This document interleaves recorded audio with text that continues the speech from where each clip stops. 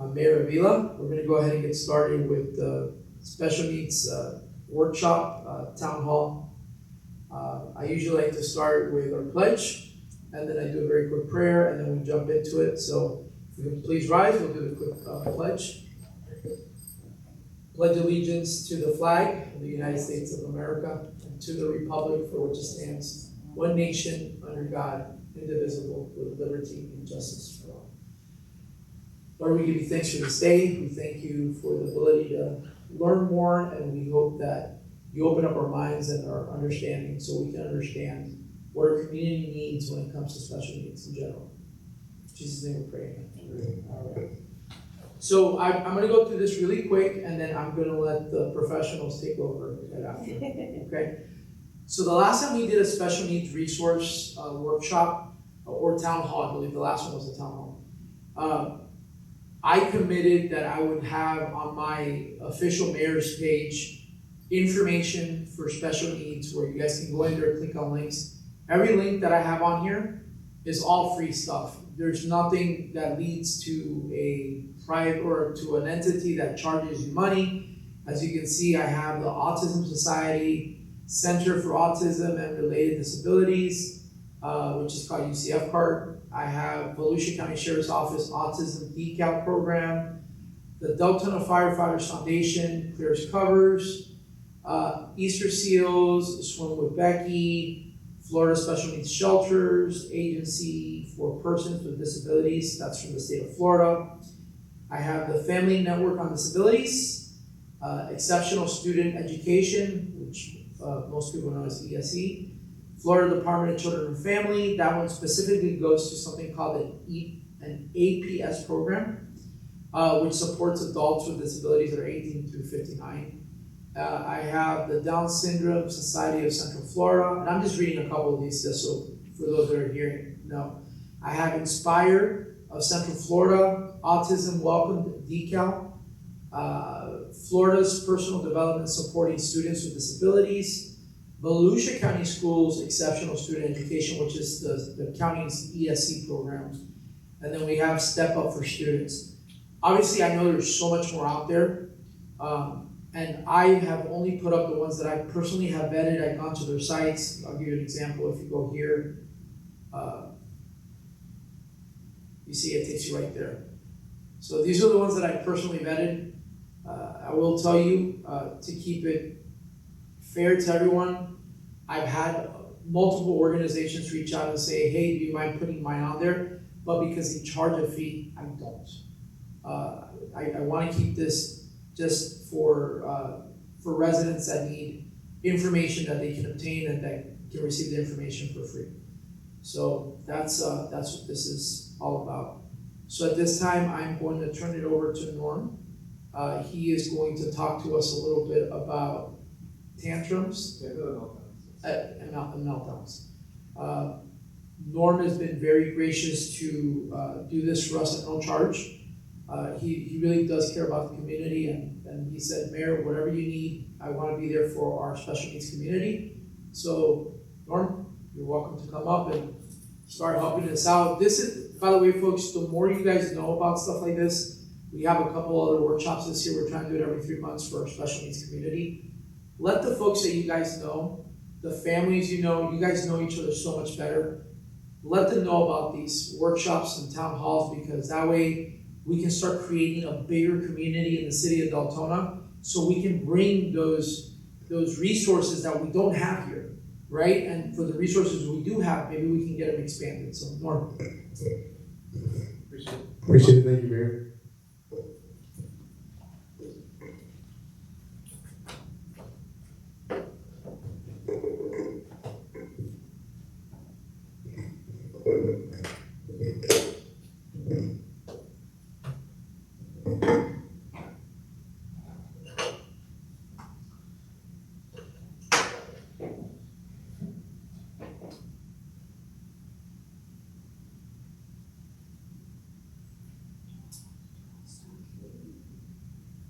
There you go. Yeah. Perfect. Oh. Hello. Shut up. Hello. Here's up. Oh, it's on. Here you go. Hello, hello, you good? All right, you guys gotta hold it like this. Oh, Oh, it's going up. All right, I'm loud enough. Do you need it? Yeah, we need. Or you need a mic? Yeah, because we're recording. Hello. Yeah. Turn it off. Testing, testing. it's having a tantrum. Hello, there we go. Yeah, the microphone's having a tantrum. Or a meltdown. More meltdown. No pun intended. Good evening, everyone. How's everyone doing tonight? Okay, thank you. Good, good. I'm glad you guys able to join me tonight. All right, so real quick, so again, this presentation is about tantrums versus meltdowns. There is a difference. Not every tantrum is a meltdown, and vice versa. Not every meltdown is a tantrum. Okay. Our goal today is to really to identify which one is which and compare the differences between them. They look very similar, but when in the behavior world, it's always meant to what happened before the behavior. All right. So, quick overview of the workshop. We want to make sure we can differentiate between tantrums and meltdowns by identifying triggers and patterns. Respond effectively to both behaviors using calm, supportive strategies. Understand the basic of self-regulation and how it develops in young children. Apply core regulation techniques. Create and choose a safe area. A safe area is very important for a lot of kids, especially when it comes to tantrums and meltdowns. And just build a consistent, positive approach during these challenges. So a little bit about my company. I go by Champion Kids Solutions. Champion Kids Solutions were built to empower children and families through compassionate, practical support, noted and rooted in understanding, and the why behind behavior. We partner with families, schools, and community organizations to really develop evidence-informed strategies and support growth and learning and long-term success, whether it's through behavior support like behavior consulting, IPA education support, homeschooling tutoring, family community collaboration, and of course, staff and professional development. We go by three branches. We have the behavioral side, which we provide behavioral consulting. And then we also have the academy side. The academy side, we focus primarily on home tutoring, homeschool, as well as individualized instruction. And then the new one for this year is Champion Kids Hope Ministry. This company is not a nonprofit, it is for profit. We sell t-shirts, and the money we raise from t-shirts will go to provide services to kids who need. So some kids can't afford ABA therapy or speech or occupational or tutoring or any of those services. So through this, our goal is to really give back to the community, have that community outreach, as well as any prayers that families need, any prayers, just someone they can lean on to, because in our community, for kids with disabilities, a lot of families do feel that they're alone because there's not a lot of resources out there and available to them. So we want to make sure we can reach out those resources to them. I also want to make it a little personal because I don't want this to just be a workshop. I want us to be a communication. I want us to talk. Please feel free to interrupt me at any time. A little about myself. My name is Berry.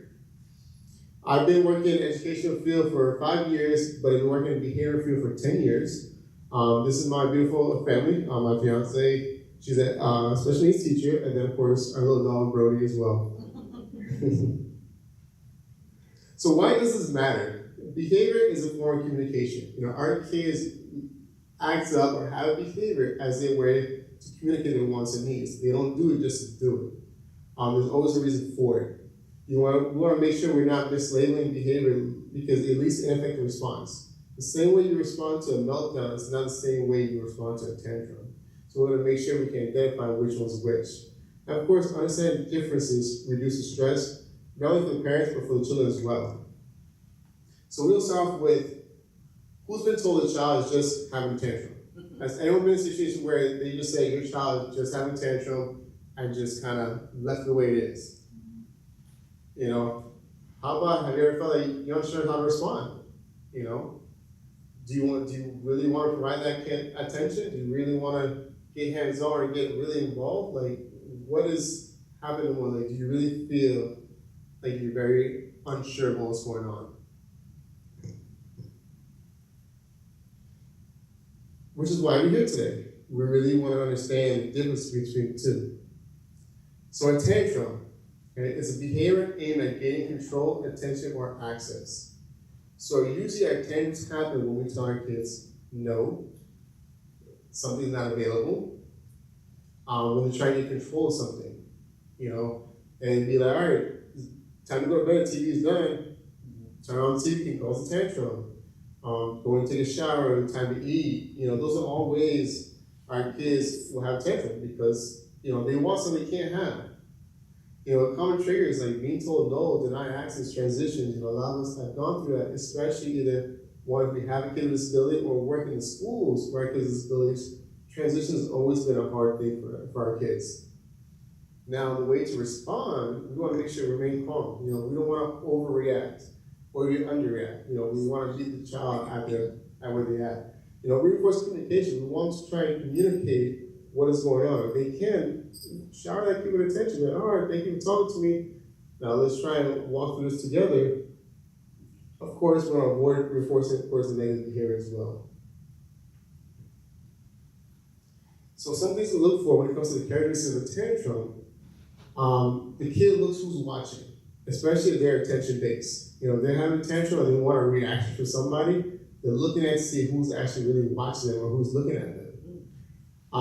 They'll stop if ignore the reaction. So if you stop paying attention to or giving attention to that tantrum, and you just walk away and the behavior stops, or the tantrum stops, we know that was a tantrum, not a meltdown. If the child can really respond to rewards or consequences, there's another form of way we can understand that, all right, this kid's having a tantrum. Or if the tantrum stops as soon as you give them the item. So let's say they want a cookie and they throw a whole tantrum. As a parent, you want the tantrum to stop, allow us just give them the cookies. The moment you give them the cookies and the tantrum stop, all right, our child is having a tantrum because they want the cookies. So we'll have a little activity. We'll look at two pictures, okay? I want us to look at, if we can figure out what does the child want, okay? So, for example, the little girl, she looks like she's in the kitchen, and she's having a tantrum. What do you think she wants? Hungry. She hungry, okay? What else? Maybe there was food in her plate that she didn't want. What else? Attention. She probably want ice cream or cookies or that dessert for dinner. Or you guys saw her no, and that's what happens. All right, now let's look at a little boy. Okay, what do you think he's having a tantrum for? His iPad's not working. iPad not working, or what else? He's tired. He's tired. There with the tablet. Or maybe mom told him the tablet's done. Time to let go of it. You gotta give it back to me. You don't want to give it back, so I'm gonna have a tantrum. Maybe mom will give up and walk away and let me have a tantrum. So that's our kids. Our kids are very smart. They know how to get what they want. And that's exactly what's going on, is when it's time to go, you have a tantrum, we walk away. For us as parents, we call that's a negative reinforcer because the crying stopped, the more I walk away, so I'm giving the iPad. So it's reinforcing my behavior, so I'm gonna keep doing it. I'm just gonna keep, all right, here's tantrum, I'm gonna give the tablet. But then in reality, what's happening is that we're reinforcing his behavior. So now he knows that every time I have a tantrum, I can keep my iPad. So now that tantrum will increase every time we try to take the iPad away. And we want to make sure we're not doing that. All right, so now we're doing a meltdown. Okay? So for a meltdown, it's when emotional loss of control is caused by sensory or emotional overload. So a lot of our kids, they have a lot of sensory needs. Sometimes sensory can be positive or negative. Sometimes our kids don't like to be overstimulated. And when they're overstimulated, they have these meltdowns and we're mistaken for it as a tantrum. And we want to make sure I understand, if our kids overstimulated, you allow noise, even be buzzing lights, very little things can cause that sensory overload, especially emotional loss of control. We want to make sure that if it's a meltdown, it can happen randomly, it can happen out of nowhere. I have a kiddo I work with now that he can on his iPad having a good old time, and he gets upset. And that is a meltdown, not a tantrum, because he's just overloaded, and he can't control his emotions.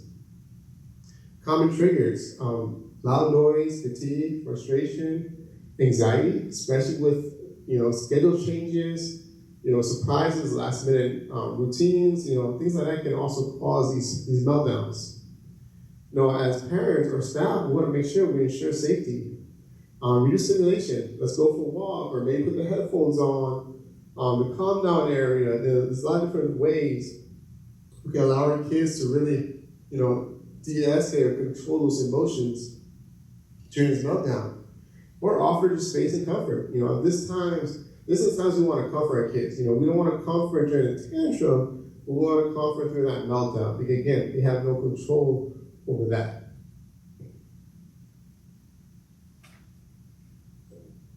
Some meltdown characteristics, a child cannot respond logically. They lost all rationale. They're not there. We can't get their attention.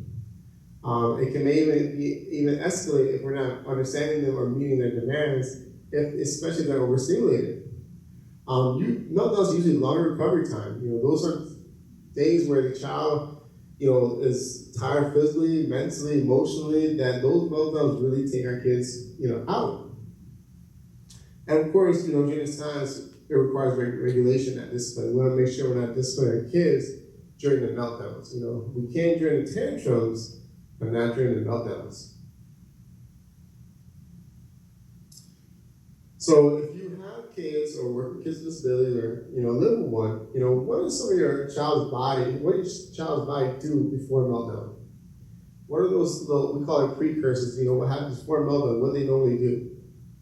I know in my house is the first one covering the ears. My grandson is constantly putting on the headset. When he wasn't talking, he's talking now. He's a little older now. He used to rock a lot.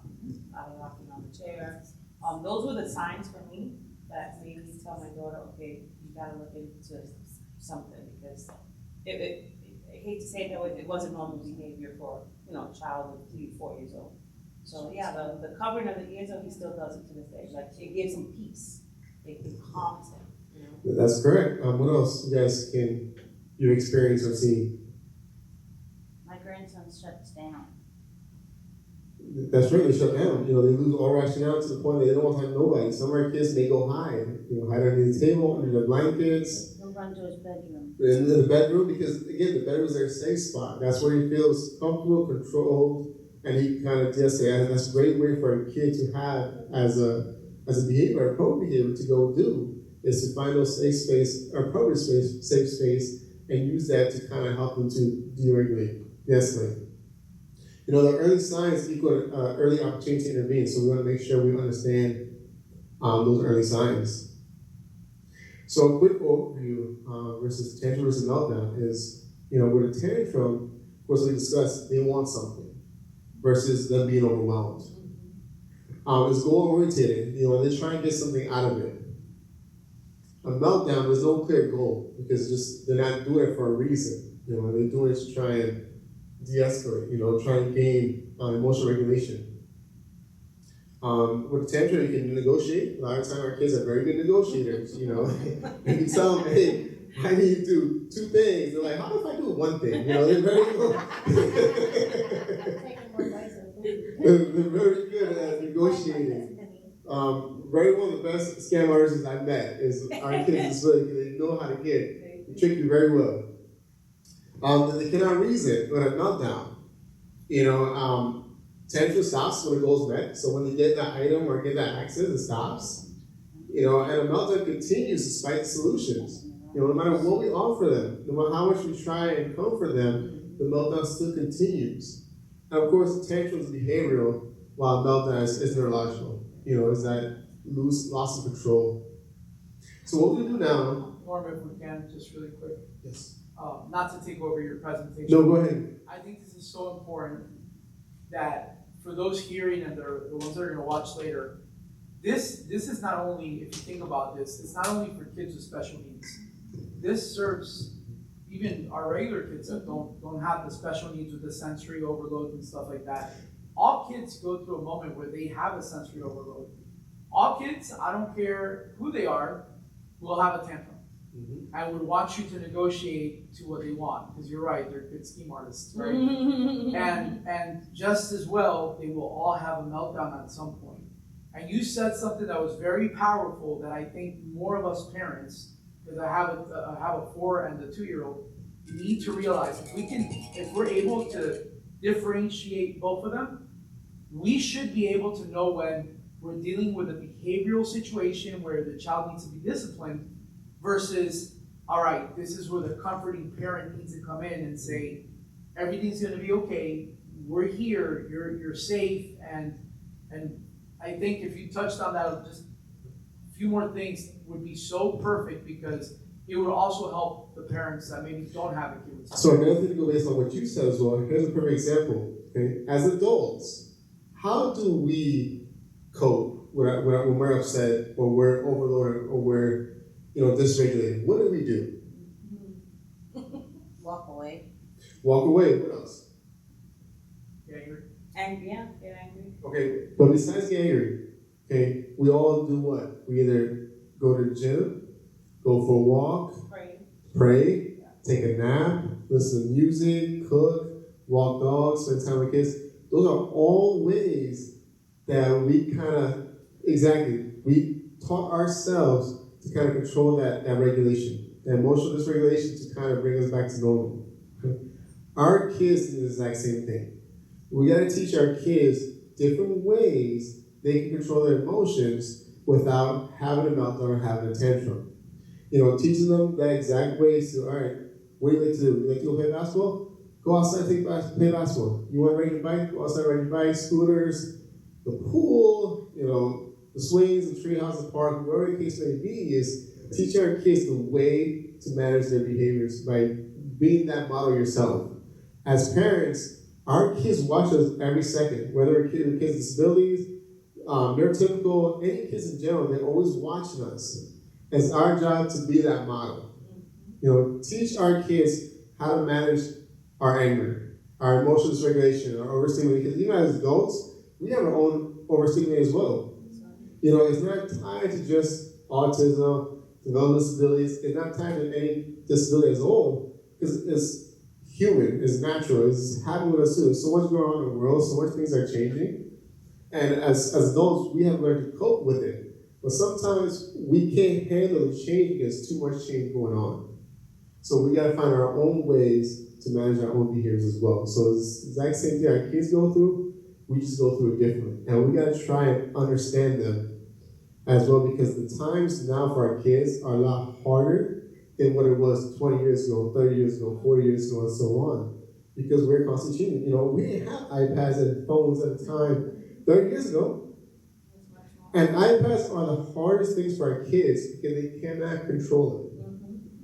It's too much going on. It's very overstimulating to them, especially if they're on it for long hours, that they don't know how to control what they're intercepting, what they're seeing, what's happening, because their brains are still trying to function and trying to develop. There's too much going on, especially with our kids' disabilities. I've come across kids that the moment when they're on their device, the parents feel like they're very isolated. They don't communicate. They don't talk much. They're in their own world. The moment they remove it, it's like, I see my kid, interacting with, talking with, using more words, and doing other things that a neurotypical kid would do. Because we're giving our kids those opportunities to pretty much be a kid. All right, so I'm going to show you 2 videos. We're going to pick which was a tantrum and which was a meltdown. All right, and then we'll talk about it when we see it.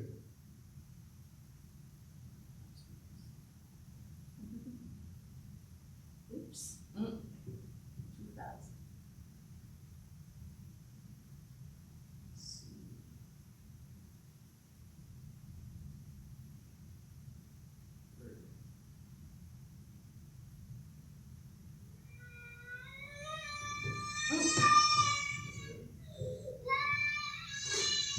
You can pick up that one. It's not sure. Oh, is that showing? No. Let me see what's going on here.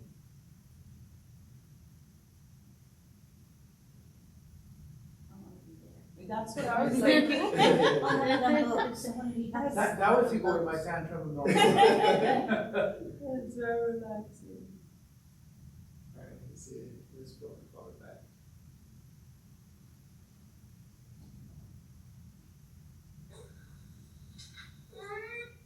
You have to click on the show that. Yeah,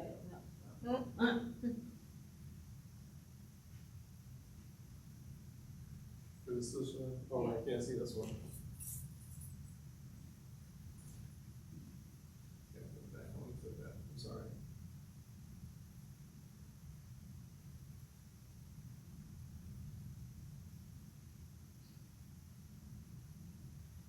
You guys got your eyes from me? I think you have to put it on. the Show slide. navigator, yeah.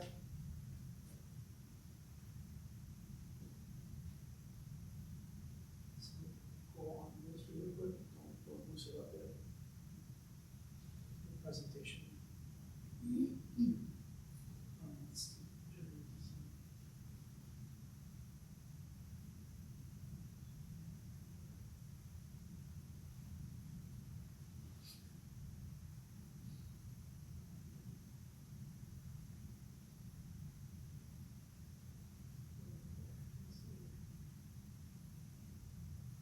Right.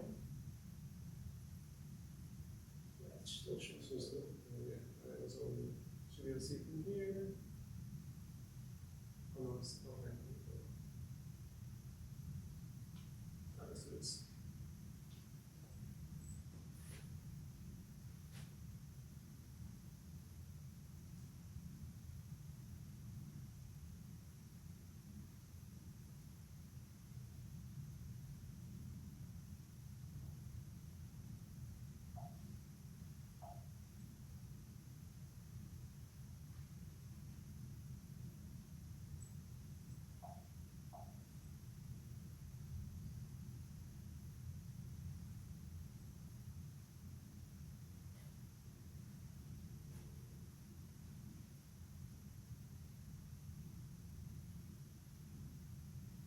Get it now on the.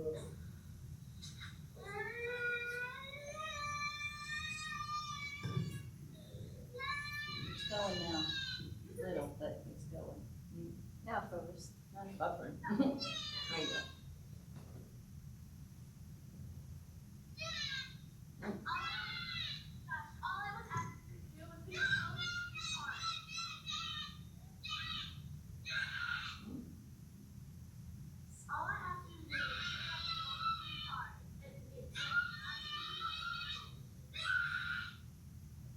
You can pick up the whole thing now. You don't get to watch TV. Stop.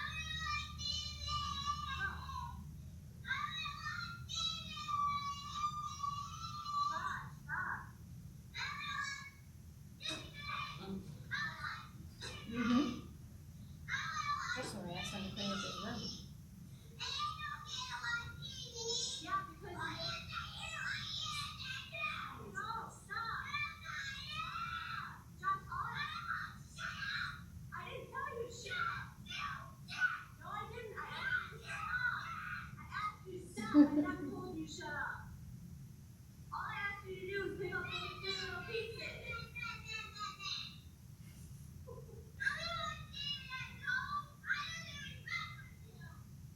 Yes, you do. It doesn't seem like I can. No, it doesn't seem like I can.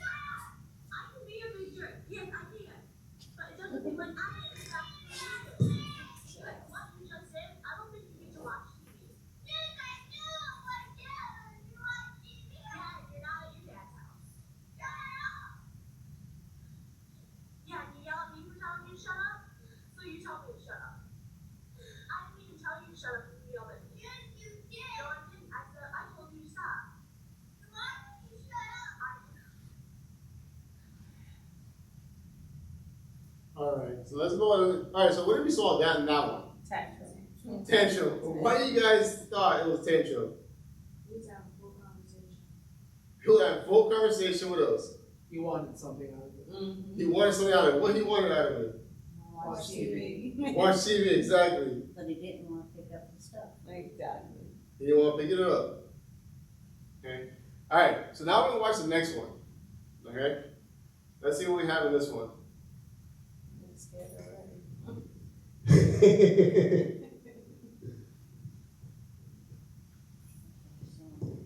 We don't believe in ghosts.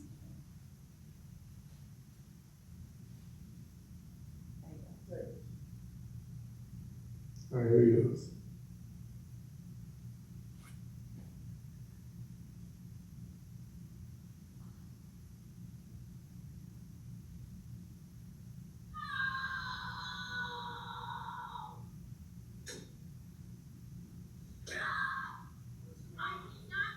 What's going on? What's your breakup? Melissa, this is my breakup. go. This was fun. Look at my Johnny. Tell me that.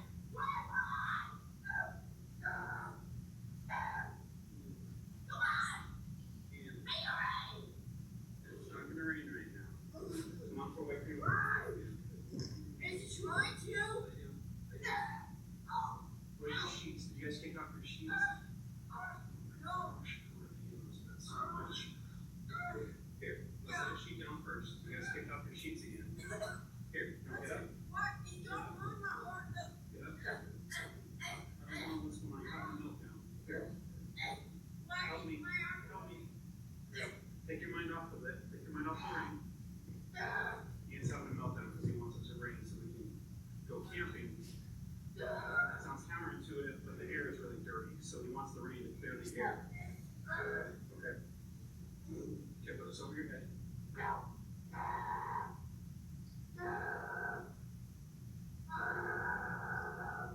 I'm sorry.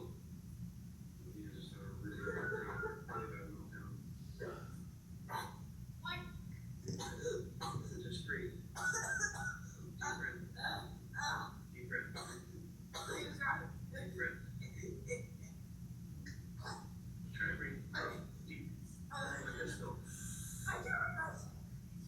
Deep, deep, deep. There you go. Good, good. Nice and deep. Let this go. Why is my imaginary friend Link with you? Why is your imaginary friend with me? Yeah, Link. Because he wants to help you. Why? Ow. Just leave twice. All right, so what we saw here? Fear. No. Fear, meltdown. You know, this is the difference between a meltdown and a tantrum. The meltdown, as you see, he could not control it. He was overwhelmed. Yes, he wanted to go camping, so he wanted the air to clear. But at the end of the day, he was overstimulated, dysregulated. He couldn't control himself. You know, and a lot of times when our kids have a meltdown, you see something like this.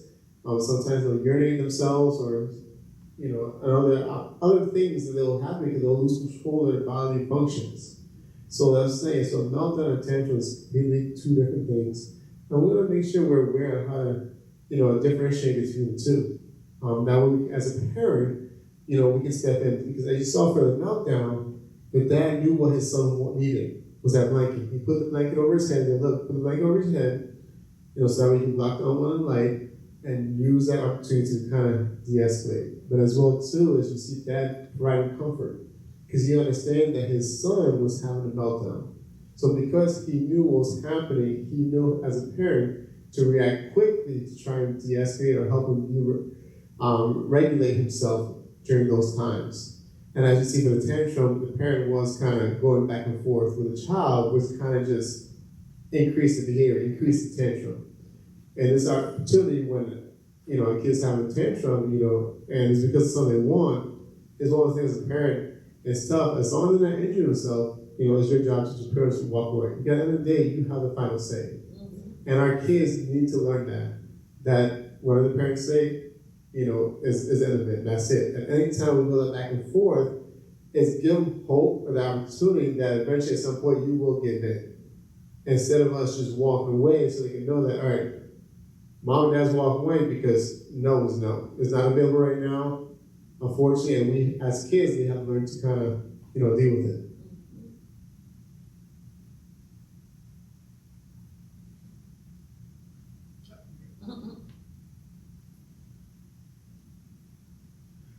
All right, so for self-regulation basics, what is self-regulation? For self-regulation, we're recognizing and managing emotions and behaviors. And that's really developed through adult modeling and sport practice. So as adults, our kids watching us. There are times when we have to get on the phone with them and let's count to 10 together. Let's take a deep breath together.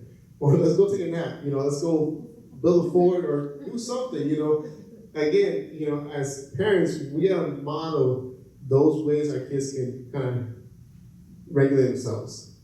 Why it matters? Because it builds coping, flexibility, and independence. Eventually, we want our kids to be independent. After us kind of modeling and doing it with them, eventually we want to just kind of walk away and do themselves. A great way to do it is what we do is, as parents, we can do it. Then when our kids, we do it together. And now we say, it's your turn. We call that behavior skills training. We do, I do, we do, and then you do. It's a great way to teach kids, how to utilize, these skills. Of course, it reduces long-term behavioral challenges. We never want those meltdowns to turn into something more. Our role as parents and caregivers is model the calm behavior, but also too, we got to co-regulate first, then encourage, and then we bring in the independence. We can't expect our kids to be independent, right off the bat. We have to build up to that. It may take a month, 2 months, 3 months. But again, as parents, we got to build opportunities for our kids to practice. We can't just wait till that meltdown or tantrum happen to go ahead, all right, let's practice now, because our kids are not practicing. They lose all rationale a lot of times. So there's no way for them to really understand and gain that independence. A great way to kind of teach that as well is social stories. Social stories is a great way to really teach our kids how to model those behaviors.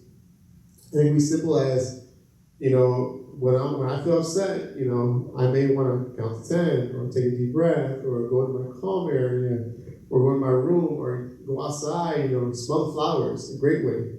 We can get a fake flower and put essential oils on it.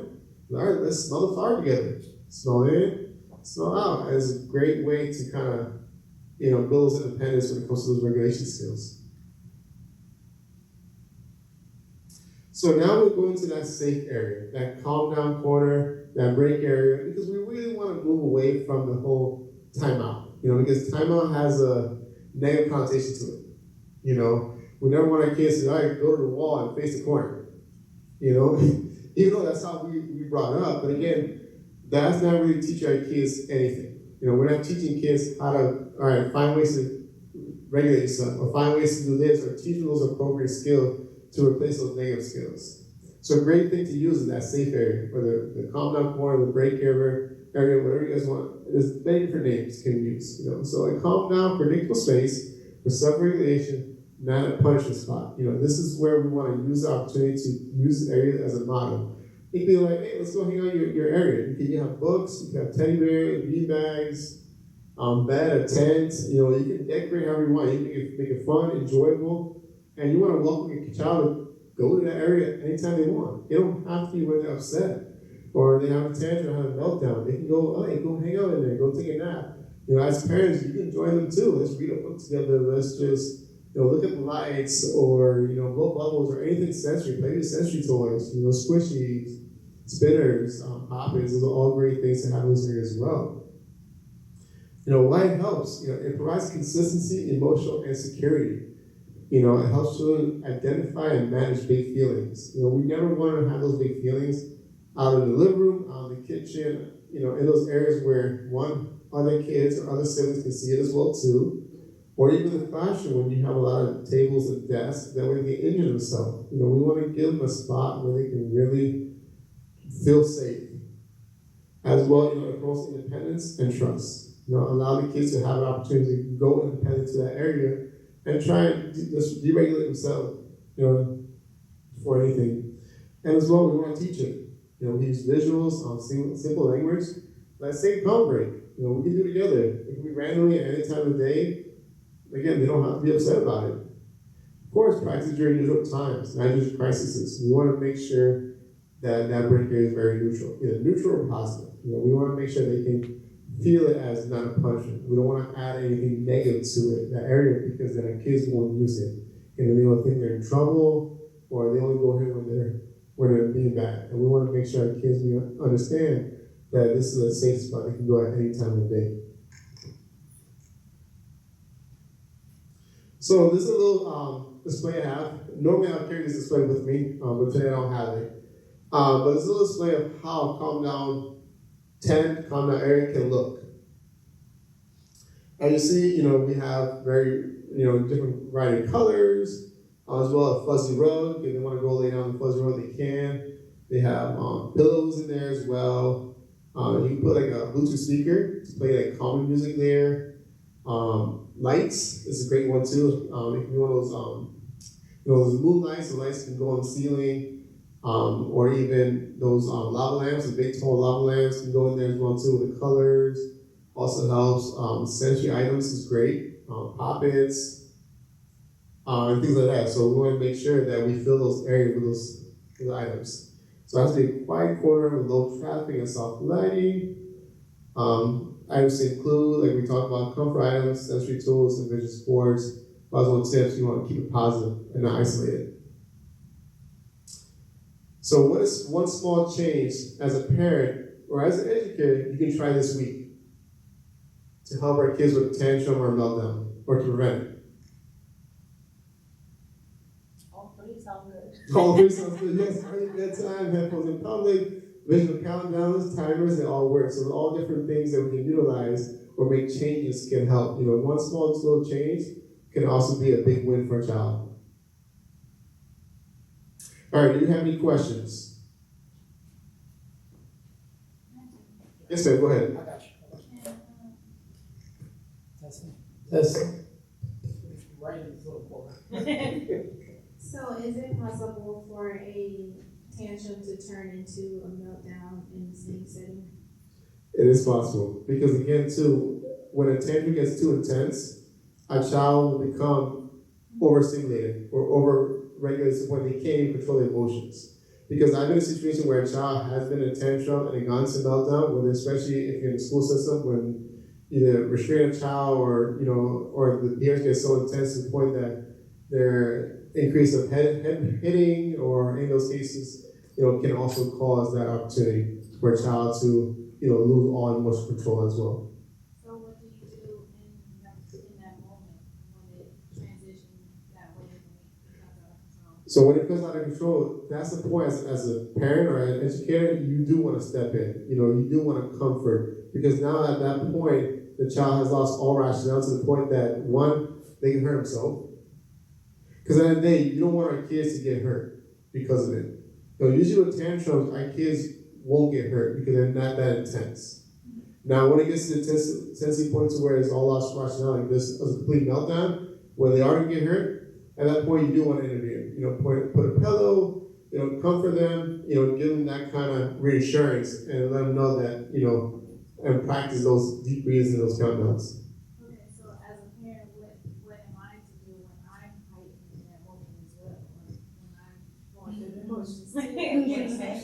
So, as a parent, and we told our staff this a lot of times too, is it's very hard, but we want to make sure we don't take these situations personally. Okay? When we take it personally, then that's when we get that heightened as well. We have to try and de-escalate ourselves and take that pause and kind of what we call as detachment and detach the situation and remind ourselves our kid doesn't do this because they hate us or because they don't like us or because they don't matter us or they don't love us. This is just a form of communication. So that point is, as a parent, you gotta hit that switch and bring that nurturing side in you and really just provide that child that time with as much love and nourishment and reassurance as possible during that time. And it's very hard. I'm not saying it's easy said and done, but those are one ways to really to work. And the thing is, let's say if you're not the only parent, there's another adult with you, you can always say, look, I need to step back. Can you take over this for me? A lot of times we can pass it on to the next person, especially, because we tell our staff members that at all times too. Okay, what happens if you're not there with your child, like in school, and this happens? Good question. Again, that's based on the staff. So the staffs are supposed to be trained. A lot of Supposed. that's the keyword. Supposed to be trained. Okay, that's the keyword. Our staff are supposed to be trained. A lot of our school district we use different restraint classes like CPI. And a few others out there, Safe Kid, and a few others out there, and those are supposed to teach verbal de-escalation. And with those verbal de-escalation piece, they're supposed to use that to de-escalate our kids during that time. So as a teacher or as a parent, your job is to really try and bring pillows or have a break area or have somewhere set up for that child to use to help with that, deregulation and kind of regulate themselves. How can you make that happen then? I have a 7-year-old grandchild that has been, 13 referrals, Well, suspended a lot. suspended how many days? Because he has these like freak outs, and then he, like you were saying, he gets to a point he's hitting, throwing. Kicking staff, and then I get So called. what we can do is we can talk afterwards, and then I will have more details on how I can help you guys. Thank you. I You're welcome. appreciate that. Because we ain't getting nowhere. Any other questions? I have a question, but I do have some comments. I'm a grandma too, and I'm learning how to do all of this now. It is hard. It is hard in the support system. That's why I wanted to do this, because I want to build that. I want us to come together as a community and help one another. Single parents, grandmas, I can't volunteer time because I work 9 to 5, but I wish I could because I'd be in school. I'd be in the schools, hey, can I volunteer? Back in the days, that's what we did. We didn't have special need teachers. We had grandpa, grandma, aunties coming in and supporting the community. We got to do that, because in order for the county to say, okay, we got this money, what are we doing? They obviously the service is not there, it doesn't exist, but if we start volunteering our time, then they're gonna say, okay, these people are about something, we have to be repetitive. And it's not even about money, it's about the future of these kids, where they're gonna be at in the next 10, 15 years, who's gonna support them. So I hope to see more as we go along. I'm here, and I made a page, just so you guys know, there is a Deltona autism page, and I'll link you guys up too before you, and every word counts. Norm, can you give us your information so they have it? Do you have Yes, ma'am. something for the screen Yes, or sir. something? There you go. There you go. If you guys want to take a quick picture of that, that'd be great. We're hoping that you'll come back for the next one as well. Of course. We're trying to do like different themes. That's fine. Parents, as you hear, please let me know if you want to come see me, if there's a specific topic you want to touch, and that way the next one we can work on that topic. So I want to really create these as parent-led as possible, because every parent sees something different. Every kid of autism or disability is different. Behaviors look different, tantrums look different, meltdowns, strategies look different. They don't always look the same. So if there's a specific topic you want to hear, feel free. You can always, stop me now and I'll take notes, or email me of different topics. I want to hear parent feedback, because this is pretty much being led by you guys. So whatever you guys topics you want to hear, please let me know, and we'll go ahead and make sure we touch that topic. Yes, and for the other parents that weren't able to come, or that can't make it for whatever reason, just make sure you spread the word, right? And then obviously I'll share the YouTube link with Norm, and then you guys can share it out to all the different groups. I know you started one. Make sure I get that in an email or something, so I know where to send folks on. But if we want to see more resources come to Deltona, we need the group to continue to grow. So, that being said,